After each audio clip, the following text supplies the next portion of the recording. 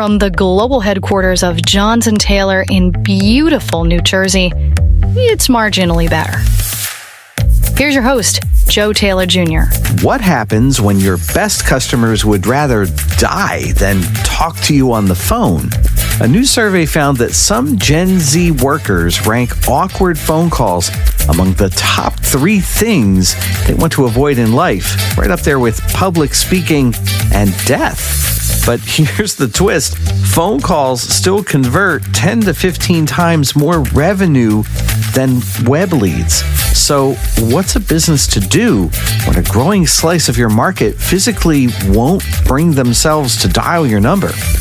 Also, we'll explore how smart companies are turning digital exhaustion into loyalty gold through tiny moments of connection. That's all coming up after the break on Marginally Better.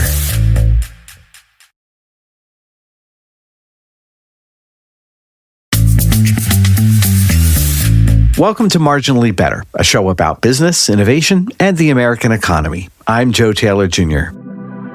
How many apps do you think sent you a notification today? How many emails did you get? How many texts? If you're like most people, you stopped counting somewhere around breakfast.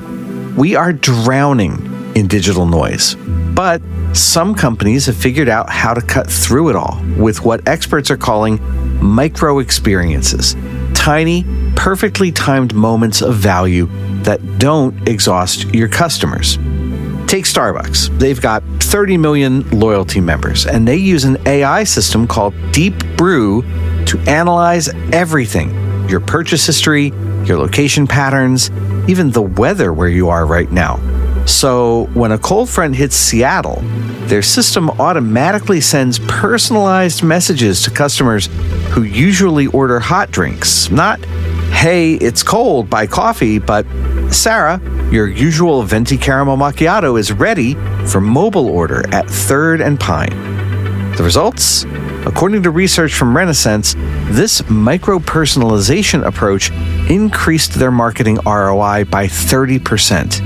And get this, loyalty members visit 3 times more often and spend 3 times more than non-members. Here's what makes it a micro experience rather than just marketing. It's useful at the exact moment you need it. It doesn't demand attention, and it offers value. Nike faced a different challenge. They had over 100 million users on their Nike Run Club app. But how do you create personal connections at that scale? Their solution was brilliant. Instead of blasting everyone with the same "just do it" message, they created what they call an ecosystem of micro experiences. According to reporting from Martech 360, the Nike Fit tool uses AR to measure your feet through your phone camera, solving the #1 problem with buying shoes online. Their workout plans adapt to your actual running data. If the weather's bad, here's an indoor alternative. Milestone coming up, they'll celebrate with you. The result? Nike's digital sales jumped 36%, and they now have over 150 million members across their platforms. But more importantly, as documented by Renaissance, these aren't just customers. They're people who identify as Nike runners or Nike athletes. Now, you might be thinking, that's great for Starbucks and Nike, but what about a smaller company? Here's the thing. The principles work at any scale. McKinsey research shows that personalization can reduce customer acquisition costs by up to 50%, and it can lift revenues by 5 to 15%. Netflix saves about $1 billion annually just through personalized recommendations that keep people from canceling. The key, according to a Forrester framework detailed by the U.S. Chamber of Commerce, is what they call the IDEA approach. Identify the moments that matter in your customer journey, design experiences that match what customers actually want in those moments, execute with contextual relevance, and analyze continuously. Now, here's where companies mess up. In trying to create these micro experiences, they often fall into what researchers call engineered insincerity. And you probably know what I'm talking about. like a birthday email from a company you bought from one time 3 years ago, or a personalized recommendation that suggests you buy the exact thing that you just bought, or a chatbot that uses your name 17 times in one conversation. Harvard Business Review documented this problem in their research on customer experience technology. The issue isn't the technology, it's using technology to fake human connection rather than enhance it. So, what actually works? The most successful companies follow 4 rules. First, make it authentic to your brand. Starbucks sends coffee recommendations because they're a coffee company. Don't try to be everything. Second, make it valuable, not just personal. Using someone's name isn't personalization. Solving their problem is. Third, time it right. The best micro experience happens exactly when the customer needs it, not when it's convenient for you. And fourth, keep it micro. If it takes more than a few seconds to understand or act on, it's not a micro experience, it's just more digital noise. Because here's the truth. In a world where everyone's competing for attention, the winners aren't the loudest. They're the ones who show up at exactly the right moment with exactly what you need. No more, no less. Coming up, how do you run your business when nobody wants to talk on the telephone anymore? That's after the break on Marginally Better. If you're a business owner, I need to tell you something that might sting. Your beautiful website is probably costing you thousands in lost revenue. The Nielsen-Norman Group found that 76% of professional websites, sites with million-dollar budgets, perform mediocre to poor on conversion. And if you built your site on Squarespace, Wix, or GoDaddy, your conversion rate is probably half of what it should be. Research shows the average business website can improve conversions by 35% or more just by fixing a few basic problems. I'm launching a new podcast called Website Reality Check. 10 episodes, each one walking you through research-backed fixes you can implement yourself, even on DIY platforms. Get free access to the first episode at websiterealitycheck.com. Stop leaving money on the table with websites that look great but don't convert. That's websiterealitycheck.com.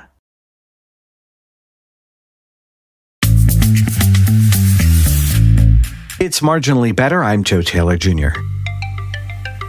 Casey Halloran had tried everything. Incentives, training programs, he even hired a business psychologist. But after 25 years running Nemu Travel, he was facing a problem he'd never anticipated. His younger employees simply couldn't, or wouldn't, pick up the phone. Casey talked to reporters about the situation, and we've got links to the articles in our show notes. He told one reporter, quote, "We're nearly to the point of throwing up our hands," end quote. His younger agents were registering less than 50% of calls compared to older employees. And in a business built on personal service and complex international travel planning, this wasn't just inconvenient, it was becoming existential. Casey is not alone. Across the country, businesses are grappling with a stunning generational shift. According to research documented by CBS News, the BBC, and others, 90% of Gen Z experience anxiety about phone calls. That's 9 out of 10 young workers who say they feel genuine physical anxiety when the phone rings. Dr. Elena Tironi is a consultant psychologist quoted in BBC Science Focus magazine, and she explains it this way, quote, "We're seeing a generation that's grown up curating every interaction. On text, you can draft, edit, perfect. On a call, you're exposed, you're vulnerable, you might say the wrong thing," end quote. The psychology runs deep. Without visual cues, which make up 55% of communication, phone calls feel like navigating blind. Add in the fear of awkward silences, the inability to gauge reactions, and a generation raised on asynchronous communication, and you get what researchers are calling telephobia. But here's the problem for businesses. Phone calls still drive massive revenue. And while we can't verify some of the often cited claims that 70% of business revenue comes from voice interactions, the numbers our team can confirm are still staggering. According to data from industry sources, phone calls convert 10 to 15 times more revenue than web leads. They have 84% higher conversion rates than other forms of engagement. And for high consideration purchases, we're talking about cars, insurance, complex B2B services, enterprise sales, the phone still reigns supreme. This creates what one business owner calls the paradox of the century. Your most valuable customer interactions happen on the channel that your newest employees refuse to use. The situation has gotten so dire that universities are stepping in. Fortune reported on colleges launching actual courses to help students overcome telephobia. Imagine young adults paying tuition to learn what previous generations considered as basic as tying their shoes. But before we judge, especially fellow Gen X friends, consider this. During the pandemic, something interesting happened. According to Zendesk, 42% of Gen Z actually called customer service more during COVID lockdowns. That was the highest increase of any generation. When things got serious, when they really needed help, even the phone averse picked up the phone. Now, back at Casey's travel agency, his struggle represents thousands of similar businesses. Here's a company that's thrived for a quarter century on personal service, using agents who can talk clients through complex itineraries, who can hear the excitement in a honeymoon couple's voices or the anxiety in a first-time international traveler's questions. We've tried everything, Halloran told reporters. Scripts don't work, they make the anxiety worse. Role-playing helps a little, but only temporarily. And even hiring that business psychologist yielded limited results. The younger agents are brilliant at email, fantastic at chat, masters of social media. But when you put them on the phone, they freeze, and some of them literally feel sick. This isn't laziness. It's not incompetence. This is a fundamental mismatch between how they've learned to communicate and what the business requires. So, what's working? The smartest companies aren't choosing between phone and digital. They're creating bridges between them. Capital One rebuilt their entire infrastructure to be cloud first. That enables seamless transitions between chat and voice. So you start in the app, and if things get too complex, a callback gets scheduled. The customer maintains control, the anxiety decreases, but the high-value voice interaction still happens when needed. Maple, which provides voice AI for restaurants, found a sweet spot. Their system captures 30% of after-hours calls, the ones that would normally go to voicemail, and handles them conversationally. Average ticket values increased by 18% because the AI could naturally upsell in ways that anxious human employees can't. The key insight? Don't force phone-averse employees to pretend they're comfortable. Instead, use technology to create comfort zones that gradually expand. But there's a deeper issue here, one that goes beyond generational preferences. We're losing the skills of real-time human connection, the ability to read tone, to respond with empathy in the moment, to build rapport without a script. These are not just job skills, they're human skills. Mary Carmichael, who runs a consulting firm specializing in generational workplace issues, puts it bluntly, quote, "We're not just talking about customer service. We're talking about a generation that might lose the ability to have difficult conversations in real time. What happens when they need to negotiate, to persuade, to comfort someone in crisis? The solution isn't to abandon voice communication or force a generation to communicate in ways that cause them distress. It's to recognize that we're in a transition period, and that requires creativity and compassion from both sides. So for business, this means implementing callback systems that let customers initiate digitally but complete over the phone, including training that acknowledges anxiety rather than dismissing it, hybrid approaches that play to each generation's strengths, and recognition that voice skills can be learned, but it takes time and patience. For younger workers, it means understanding that voice communication isn't going away. In fact, as AI handles more routine interactions, the ability to connect human to human becomes more valuable, not less. Now, Casey hasn't given up. He says he's implementing a buddy system where experienced agents sit with newer ones during calls. He's investing in better headsets that reduce audio anxiety, and he's creating voice victory celebrations for successful calls. He told reporters, "We're not going to let a generation of brilliant young people limit their careers because they're afraid of the phone. But we're also not going to pretend it's 1995. We need to meet them where they are and help them get where they need to be."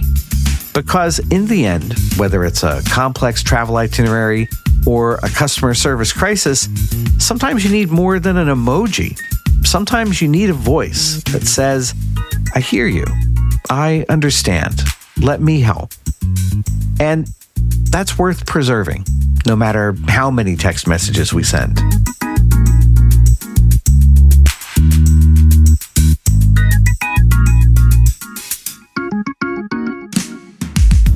Coming up, it's the first truly new innovation in computer interaction in 60 years.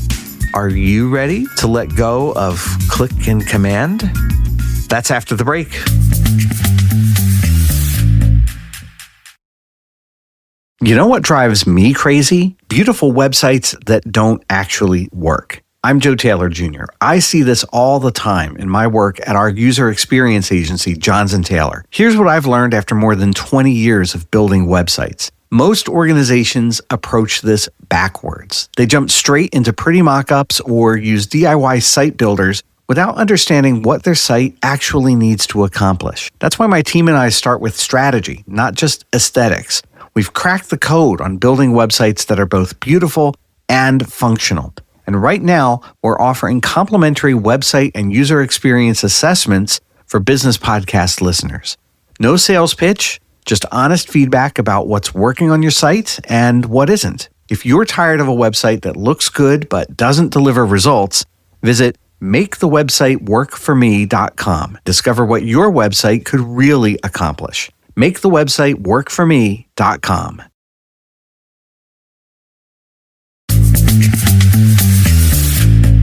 It's Marginally Better. I'm Joe Taylor Jr. Imagine you're sitting at a computer in 1960. To make it do anything, you need to punch holes in cards in exactly the right pattern. You need to stack those cards in exactly the right order. And you need to hand them to an operator who feeds them into a machine that's the size of a room. One wrong hole, one card out of place, and nothing works. Now, fast forward to today. You just pick up your phone and say, "Hey, phone, remind me to call my mom when I get home."